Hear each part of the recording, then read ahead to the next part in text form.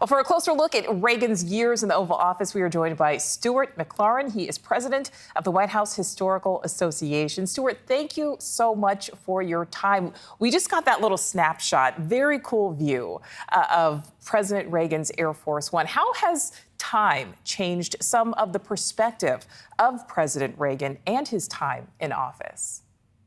Well, I love Nancy's reports, and if you're ever in the Southern California area and have the opportunity to visit the Reagan Library, it's a very special place, as are all the presidential libraries and sites across the country, to give you a deeper insight into that president and that time in American history. And it was 20 years ago that President Reagan was at the D-Day site, as President Biden was today. So we've been seeing all of these extraordinary images. I've been at the Reagan Library this week celebrating, commemorating his visit there in 1984, which was so iconic and so poignant and powerful. But it's so important for Americans to understand the presidents that precede where we are today, to look back over American history and understand American history. And it's really sad that in our schools and in our communities, we're not learning our history as we once did. And I think it's so important for documentaries like this, reports like Nancy's and your story here, to help inspire Americans to know more about all of their presidents. You know, Stewart, you're absolutely right. There is so much that we're not learning these days, or it seems like we're not learning about history. Now, we know Reagan is very much revered by Republicans current day. Obviously, though, he did face criticism like any president will face while they are in office. But talk about some of the differences between Reagan's era and now when it comes to addressing that political criticism.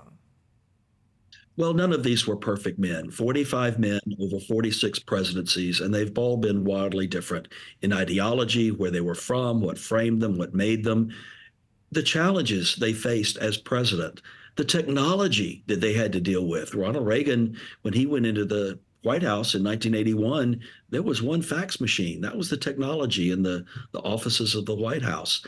And now look at today, we're on our phones constantly. News is bombarding us 24 hours a day.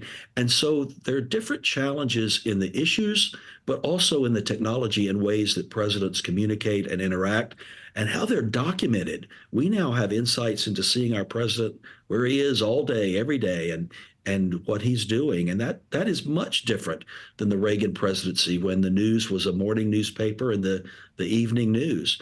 And so I think our times change, the issues change, and the leaders change. And I think we've been blessed over the course of American history to have leaders of all stripes who have risen up at times of challenge and difficulty, whether it was FDR or Abraham Lincoln or Ronald Reagan or any other president.